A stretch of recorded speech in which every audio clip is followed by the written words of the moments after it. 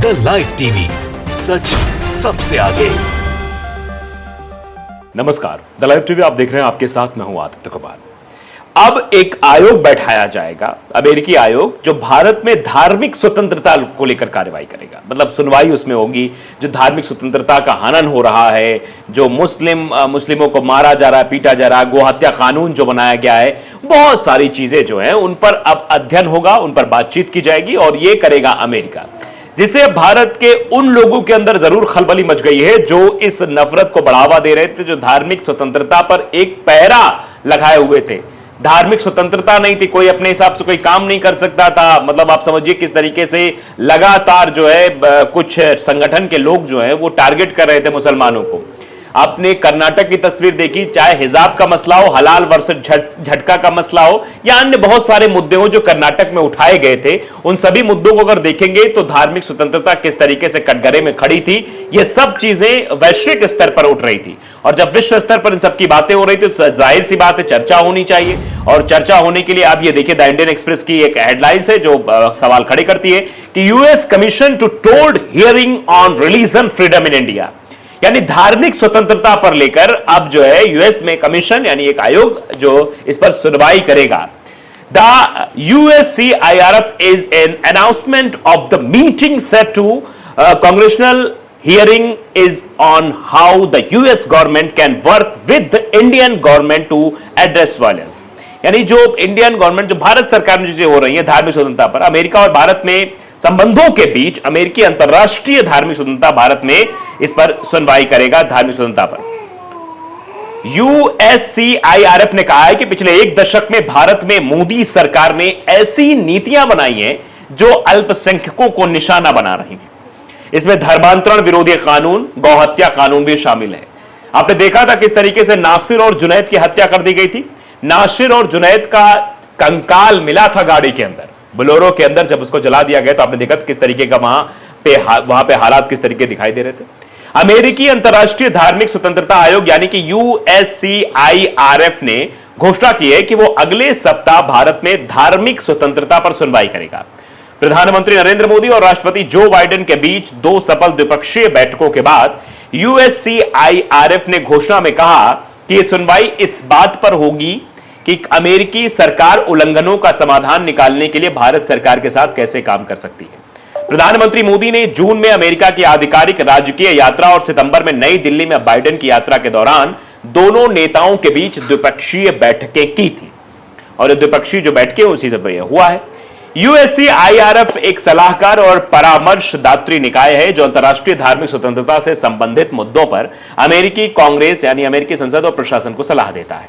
अल्पसंख्यक मुद्दों पर संयुक्त राष्ट्र के विशेष प्रतिवेदक फर्नांड डी वेरेंस को कांग्रेस की लॉ लाइब्रेरी के विदेशी कानून विशेषज्ञ Tariq Ahmad, human rights watch की वॉशिंगटन निदेशक Sarah Yager, Hindu for human rights की कार्यकारी निदेशक सुनीता विश्वनाथ और जॉर्ज टाउन विश्वविद्यालय में भारतीय राजनीति के हमद बिन खलीफा अल थानी प्रोफेसर इरमान नरुद्दीन के साथ आयोग के समक्ष गवाही देने के लिए आमंत्रित किया गया है। नू के मामलों को भी इसमें शामिल किया गया। नू में जो जिस तरीके का घटनाक्रम हुआ उसको भी इसमें शामिल किया गया है। मोदी की वॉशिंगटन डीसी की राजकीय यात्रा अमेरिका और भारत के बीच घनिष्ठ द्विपक्षीय संबंधों को दर्शाती है। USCIRF ने कहा कि पिछले दशक में भारत सरकार ने धार्मिक अल्पसंख्यकों को निशाना बनाने वाली भेदभावपूर्ण नीतियां बनाई और लागू की है, जिसमें धर्मांतरण विरोधी कानून, गौहत्या कानून, धर्म के आधार पर नागरिकता को प्राथमिकताएं देने वाले कानून और नागरिक संस्थानों के लिए विदेशी फंडिंग पर प्रतिबंध शामिल हैं। निकाय ने कहा कि हाल के रुझानों में जुलाई में हरियाणा में हिंदुओं और मुसलमानों के बीच हिंसा भड़कना और मणिपुर में ईसाई और यहूदी अल्पसंख्यकों के खिलाफ हमले शामिल हैं, जो भारत में धार्मिक अल्पसंख्यकों के खिलाफ हिंसा को कम करने के लिए नई रणनीतियों की आवश्यकता पर प्रकाश डालते हैं। USCIRF 2020 से सिफारिश कर रहा है कि अमेरिकी विदेश विभाग भारत को धार्मिक स्वतंत्रता के व्यवस्थित, मौजूदा और गंभीर उल्लंघनों के लिए विशेष चिंता वाले देश यानी कि CPC के रूप में नामित करे। USCIRF ने कहा कि गवाह भारत सरकार के कानूनी ढांचे और भेदभावपूर्ण नीतियों के कार्यान्वयन पर चर्चा करेंगे, वर्तमान धार्मिक स्वतंत्रता स्थितियों की व्याख्या करेंगे और देश में धार्मिक स्वतंत्रता और संबंधित मानवाधिकारों के दुरुपयोग से निपटने के वास्ते भारत के साथ काम करने के लिए अमेरिका के समक्ष नीति विकल्प पेश करेंगे। तो ये चीजें सीधे तौर पर हुई हैं जिन चीजों को लेकर चर्चा हो रही है। US commission for international religion freedom यानी कि USCIRF has announced it will be hold a hearing of religion freedom in India next week, यानी अगले सप्ताह में रिलीजन मतलब धार्मिक स्वतंत्रता को लेकर यूएस कमीशन जो है उस पर मतलब गवाह पेश करेगा। Coming on the heels of 2 successful bilateral meeting between Prime Minister Narendra Modi and President Joe Biden, the official state visit of Pradhan Mantri Modi in Washington in June and a bilateral meeting in New Delhi in September. तो इसको लेकर meetings भी होंगी, चीजें भी होंगी, बातें भी होंगी, लेकिन आप समझ सकते हैं कि जिस तरीके से ये फैसला सामने आया, ये बातें निकलकर सामने आई, अगले हफ्ते धार्मिक स्वतंत्रता को लेकर सुनवाई की जाएगी। अमर उजाला ने भी लिखा है पूरा मामला आखिरकार क्या है बताने की कोशिश, समझाने की कोशिश भी की गई है। तो धार्मिक स्वतंत्रता क्या, धर्म के आधार पर लोगों को निशाना बनाना, उनको धार्मिक स्वतंत्रता ना देना। अब कर्नाटक चलिए जरा, कर्नाटक में चुनाव से पहले किस तरीके के हालात पैदा किए थे आपको याद ये होगा। हिजाब को लेकर कैसे वहां पर बवाल किया गया, फिर यह हुआ हलाल वर्सेस झटका आ गया, फिर हिंदूवादी संगठन सामने आकर कहते हैं कि अगर कहीं पर जो है हिंदुओं का मेला लगता है यानी कोई त्योहार लगता है तो वहां मुसलमान दुकान नहीं लगा सकता है। किसी मंदिर के आसपास अगर मुसलमानों की दुकान है तो उसको बाहर कर दिया जाएगा, वहां पर लोग सामान खरीदने जाए उस दुकान को बाहर निकालकर फेंक दे, हटा दे वहां से कि मुसलमान कैसे हिंदुओं की जगहों पर जो है वो दुकान लगाकर हिंदू लोगों को सामान बेच रहा है। ऐसा नहीं होना चाहिए। फिर यह कहा गया कि मुसलमानों का फलों पर आधिपत्य हो गया है, मुसलमान फल ज्यादा बेच रहे हैं, इनको हटाओ।